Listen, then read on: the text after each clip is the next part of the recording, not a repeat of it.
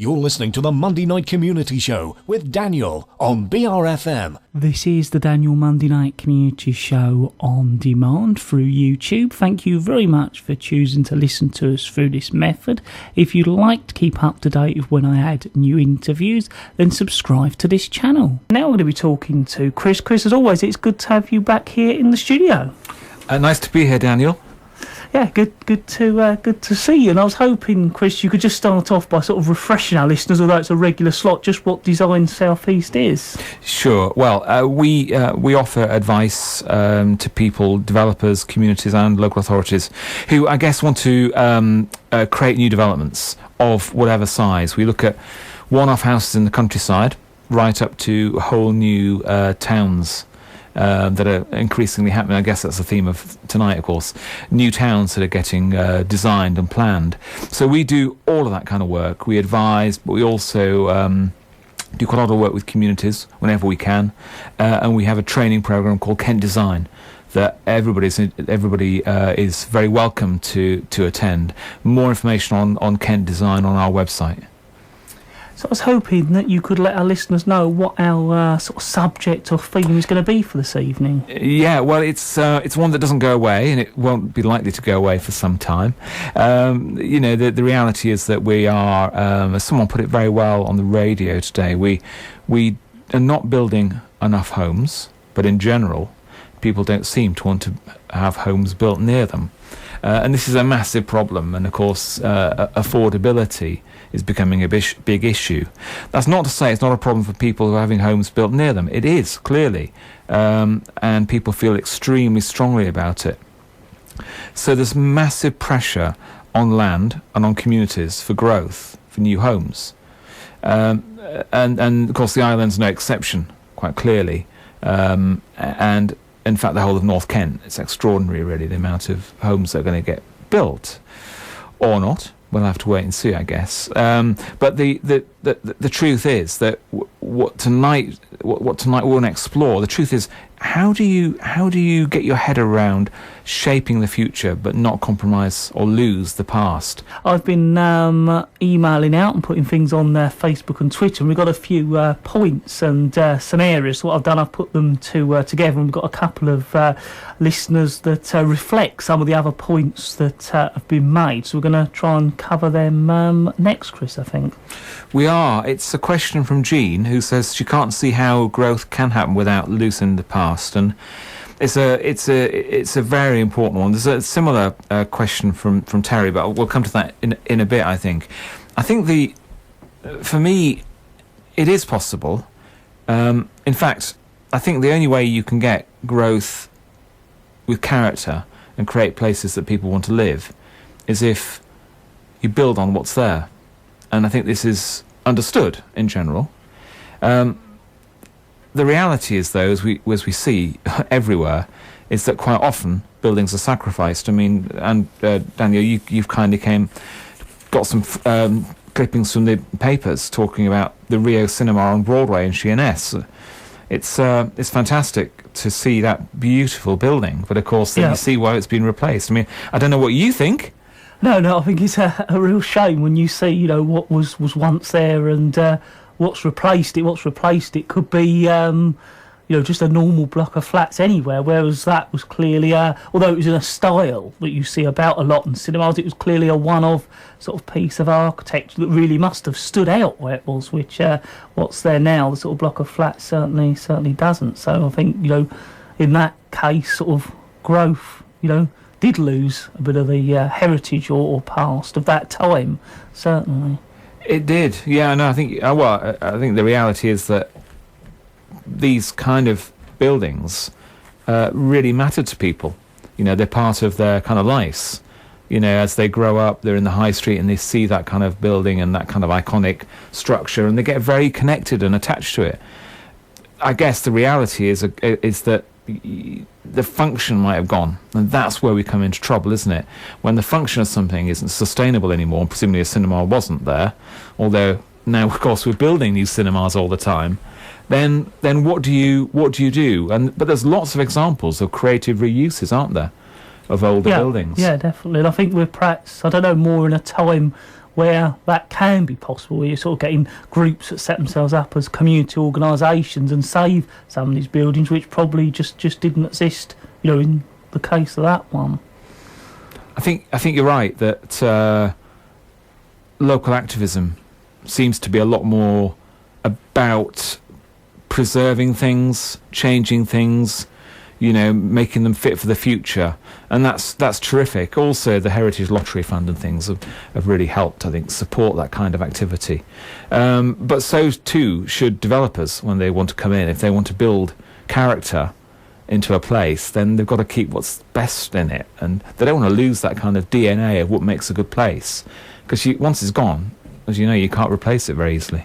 No, it is a difficult process. When I see that question from Jean, it did make me think, well, sometimes, that how can you really do that? Although you can, it's a difficult process, and it's so easy, an empty site or even a site of a building a developer comes in with new ideas, and before you know it, it's, being built, and what was there has been forgotten, and, you've lost something. But then on the other hand, perhaps the new thing could be something amazing instead that becomes part of the heritage, and getting that balance right, I think, is the difficult part. You're right, but it can be done.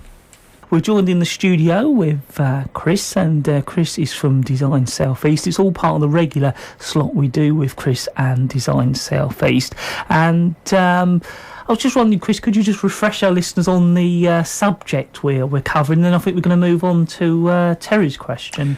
Yeah, we are, and we're looking tonight really, given the need for new housing and the affordability crisis that we're getting now, that nowhere's immune from, and certainly the island's the same. And we were just talking, and you thought that the local population maybe doubled, and I wouldn't be surprised at all, and it's going to get higher. So the question is, and this isn't just for our town centres, our high streets, and also our the fields around us, that literally, how do we shape our future? How do we shape growth without losing the past? I know it's an issue that affects everybody. Yeah, I think it is sort of a difficult subject, and here on the island, people are probably well aware. The state at Thistle Hill. If you look on Google Map, it almost seems to me as Minster has doubled in size. And in some ways it's made quite an impact, but on other ways they actually have had some nice sort of forestry tree areas where there's lovely walks and views across the island. So there's some bits that perhaps are quite nice. I don't know whether that's preserved what we've got. Well, I think the reality it's beautiful, isn't it? The actual landscape's absolutely fantastic here. So you do want developers that are going to help make the most of that. And also, if they do that, they're going to get more returns. I mean, this is about values, isn't it, at the end of the day, for developers, and they naturally want a return on their investment. So, I'd be saying, well, if you can work with the landscape and the heritage, you can increase the value of what you're doing, because it's much, much more attractive. And what you always want, of course, is to make places that are distinctive. And again, just coming back to that picture of the Rio Cinema on Broadway, it just looks very distinctive, and that's what we need to make sure we don't lose too many of, really, because it's fantastic to see them, and whatever we get, we should try within reason to keep, I think, and integrate with the future. Yeah, it's getting that balance right between the old buildings and the new buildings, because of course, the new buildings hopefully will one day become, pieces of heritage in their own right, like perhaps, that cinema could have done if it had have stayed. So it's capturing that, and I think, it's how you perhaps give the developers the support or the confidence, because it always seems to be, they come in, there's a bit of a rush, they've got to make money, and while they're building the houses, they're not making any money, so they've got to build them to sell them to make the money to go on to the next one, and it feels like there's a big rush to do that, and sometimes use that default design because that's worked in the past. They know it's going to work, they know it builds right, and that area can look like anywhere else rather than being unique to that area. Well, that's always the big fear with these things. The reality is, though, what the house builders will often say is that, well, people buy them, but we always forget, of course, is there aren't enough homes for people to buy. And anyway, when you are buying, you're actually only looking at the homes on the market at that precise moment, aren't you? So it's a very strange kind of market, really. Yeah, it's a difficult thing, and you can perhaps understand why people buy the new homes, because it always seems to me a bit, if you buy a new car, it's quite a lot of money. And if you buy a second-hand car, it's a lot less. But with houses, the new house up the road can be a similar price to a house that's 30 years old, because it's more what's there. And so, it's very easy to look around these lovely new show homes and, you can have that instead of an old house that needs renovating and lots of work to do. So, you could understand people are perhaps buying them not because they necessarily like the style, but because that's good value for money, and they've got something nice. So it's the real underlying reason of why people are actually buying them as well. And they perhaps think it's lower maintenance and things like that. I think the other thing about older buildings is that whatever there are some fantastic architects, some great developers around, absolutely no doubt about that. But who craft really beautiful homes and beautiful buildings. The reality, though, is that it's more mainstream. The Victorian terrace is pretty well it's pretty well put together. It's survived hundreds of years already, and like it or not, our new homes are not necessarily going to last that long. So, and the other thing about the kind of Victorian terrace, which is why I think they work so well, is they're so adaptable. You can knock them around, knock them through and things. So maybe we ought to look again at that kind of model. Now, the house builder might say, well, actually, we're just producing the modern version of that. And in some cases, of course, they are. But it's again comes back to that feeling of character. And I think that's why we love our older buildings, that they give us that character that we just find so difficult in new stuff. Yeah, that's the other thing. I think, the Victorian terrace worked at that time, and that's nice. And if you like that, you'd want to buy one of those and not a new replica. I think you want the new things to be something special, because at the time those Victorian terrace was something new and special, and trying to replicate them. Is that new and special, or are you just replicating what was there? Yeah, it's true. It's difficult to just copy the past. I don't think that works for anybody. I think the reality is you should be very, very clear when it's modern or when it's old, when it's existing. It should be extremely clear, in fact. I always quite often talk about Maidstone Museum, which of course has this new extension on it of these gold boxes and quite a lot of glass. But what's interesting about Maidstone Museum is that it's not one old building with a new part. It's an old building consisting of many, many different phases of development over hundreds of years. It's just that they actually look quite similar. So you're not really aware how it's built up, but you are aware, and everybody will be aware of when the new extension was built, because it's so distinctive. And I feel it really adds something to the old museum, because it almost respects it more by saying, look, I'm going to be different to you. I'm going to let you stand there and say, you're this characterful older building, and I'm this modern new neighbour, and that to me works brilliantly. We are joined in the studio live with Chris from Design South East. It's all part of the regular slot I normally do with Chris and Design South East. We normally cover a different subject or an area that's relevant, and I think we're going to move on sort of in relation to the subject we're covering. I was sort of talking about this, that often when developments are done, sometimes you get to see the sort of plans, or some developers come in and talk all about what's going to happen, and you might feel that's a good idea, they are going to be sympathetic to the area, but how do you actually know that is what they're going to do? And if it starts to get built and it's moving away from what you thought they were originally going to do, or they, in a way, distance themselves and stop working with the community, what can happen, or how can you re-engage yourself? I think it's a great subject, and Daniel's just found a brilliant example of someone that appears to have deviated from the original planning permission. And the community spotted it, of course, and said, hang on a minute, what's going on here? Because it's higher than they thought. And it's so interesting. Actually, whenever you get planning permission, you get it on the basis of some, usually just drawings.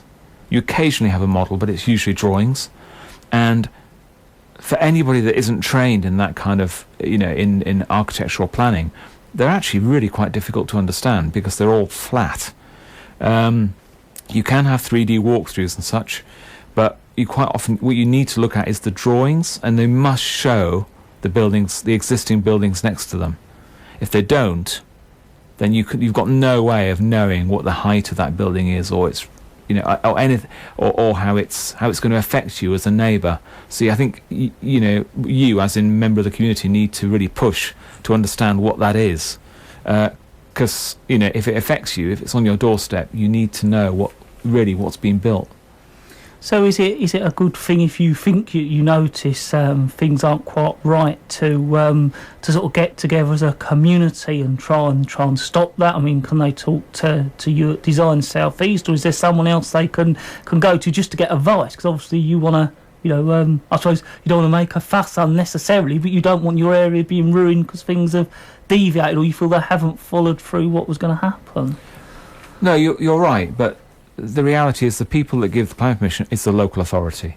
So they're the people to talk to really about it and make sure that it because they don't want to do anything that hasn't been given planning approval. They absolutely wouldn't want to do that.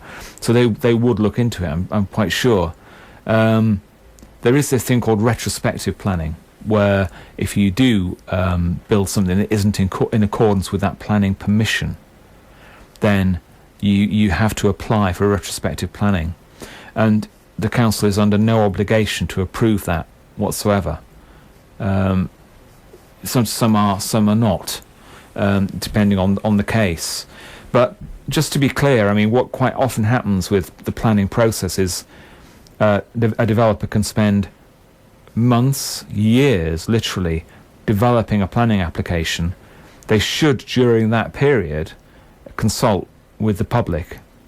There's absolutely no doubt about that. They should consult with the community for at least two very good reasons. The first is they want to be good neighbours, and the second is they really don't want they want to make sure that from the planning authority's perspective they are seen to have engaged with the community. So they should do that anyway, and they should do that on the basis of what do you want to see here, what kind of development, and then they need to talk to them about slightly later about what the thing actually looks like, and that's where things like the heights, the boundaries, and all that kind of stuff, and the detail will come in. And only after all of that then gets worked up. Design South East may well see it at design review. It probably would have had what's called a pre-application discussion with elected members, which is becoming much more prevalent now in the UK. To kind of break down the barriers between the local authority, particularly elected members and developers, and also to give those members a chance to give early feedback to developers. I mean, it's the same with our process to design review. It's all about trying to iron out issues in advance. So when all that's done, all the drawings will get finished and we'll put in for a planning application. Officers will then look at it. The planning officers, the staff of the local authority, will look at it and make a recommendation to the planning committee, and then the committee will meet, public meetings, and then they will make a decision. But they'll make a decision on the basis of what they see. So if then what is getting built isn't in accordance with what they've seen and approved, then clearly it's only right to question it. We're covering a particular theme subject as we normally do. I was just wondering, Chris, if you could refresh our listeners what the subject is, and then I think we're going to move on to Tom's question. Yeah, we're looking at the issue that doesn't seem to go away, which is the housing crisis, and the fact that we need to build more homes for people to improve affordability, but also just to give people homes to live in. And yet we're faced with this question of how do we shape that future? How do we shape growth without losing the past? And it's a thing that many people care about. We don't want to lose what makes our places distinct and important and valuable, really, especially for local people. So what was Tom's question? Tom was interested in this idea about how do we not lose smaller centres, villages, shopping areas that simply can no longer cope with the amount of people using them when new developments have been built nearby. I've got to say, we were just talking about the reality that unfortunately pubs are closing all around us, local shops are closing and things, and Is it all the cause of the larger supermarkets? Well, it probably isn't. If new people are moving in, and need specialist shops or whatever, then they're gonna work. I guess it's the ones that the supermarket competes directly against. That's when the problem comes. But it's absolutely crucial that we don't lose our local amenities, because it's all that social interaction as well. That's what makes a place work. When you can go out and meet your neighbour, or just bump into them. You might not always want to, of course, but it's nice, when you're just walking down the street and you see somebody. Yeah, it's one of those things. Once it's gone, you don't always get it back, and it always seems a strange contrast to me. That here on the island, there's different pubs closing, and we were saying fuel garages. There's only probably about 3 main ones. Whereas even when I was younger, there was one I think in East Church, Laysdown, Lower Road. They were sort of all over, and now there's more people than ever, and there must be more cars, and yet there's less petrol garages, there's less pubs about, and sometimes less little shops in some ways, or they become part of a big sort of network of shops, and you sometimes lose that local little friendly shop sometimes. You do, and I guess in the not too distant past, people would they'd probably every single day they'd go into the village centre or the town centre. They'd just do it because they needed to go to the butchers or whatever, or the newsagents, pick up the paper, and then when they were in there, they'd have a chat, meet somebody else there, and all that kind of stuff. And the way we live now, as we said, there might be more people, but the pubs are still closing.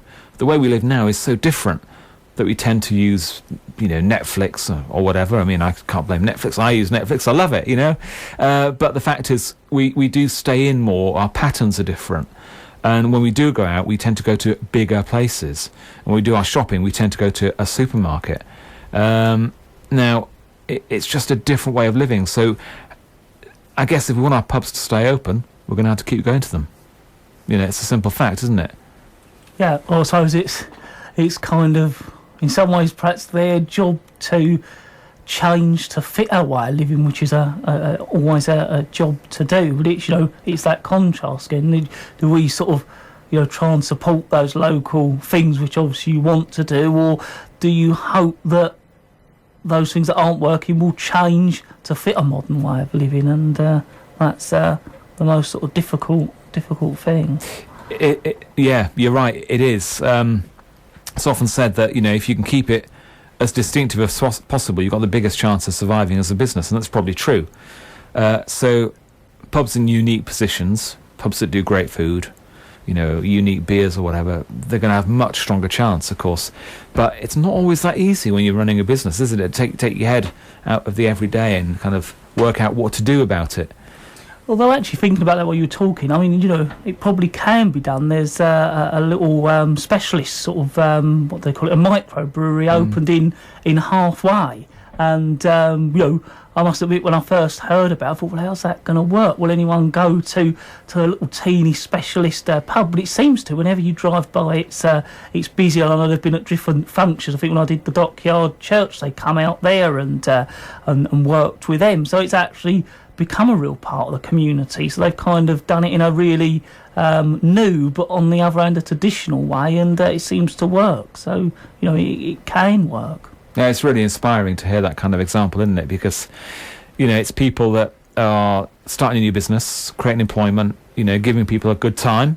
It's fun, and, again, you're right, though. It is about something different, isn't it? They are doing something different, and they're getting something off the ground, and for whatever reason, and probably because it tastes great, that kind of craft beer, that microbrewery stuff is really taking off. So in a sense, they're doing what other people are doing, but they're offering something new here, aren't they? And that's really interesting. And I think, Chris, before you go, you just want to do a little roundup and perhaps give out some useful contact details where our listeners can find out more. Yeah, well, we've covered the planning system tonight, which has been great, and I think it's just important that I think everyone should kind of know as much as possible about how the planning system works. We've talked about placemaking and the role of, converting buildings and such into new things. The great example of that microbrewery that you came, but that you do need activity in places. I think that was my point, and that's why the notion of the village square and going into the village and all that kind of stuff, and walking and meeting other people, absolutely crucial. And the way that our new developments are planned must encourage that kind of social interaction. You can't just get in your car and drive around. It just won't build the communities that we need. And I guess our central theme was, how do we shape the future without losing the past? And I'm not saying it happens in every case, far from it, but I am saying that with good architects, good local authorities and good developers working together with communities, there are ways of firstly making the case for doing it, which is better value, more distinctive places, because you're building on the past rather than individual, or when you're bogged down with all other everyday life things, you think, well, it just can't be changed. I think us discussing it and you talking to listeners of how it can be done shows that there is I suppose it is possible. It is it's crucial to get the right people working on a place. That's the most important thing. And I just like to remind listeners that our website is www.designsoutheast, all one word, .org. Kent Design is kentdesign, one word, .org. Always happy to hear from listeners. Very keen that they want to start proposing questions for the next session. Then we're ready and gearing up for it. So very, very glad again to be here, Daniel, and talking to your listeners and to you. No, thank you very much for coming along, because we really do appreciate it. We do at BRFM as well, and our listeners certainly enjoy us covering those areas, especially around the local area as well. And hopefully we'll see you sort of around August time for another session. Yeah, I look forward to it. That is Chris from Design South East with our regular slot that Chris does.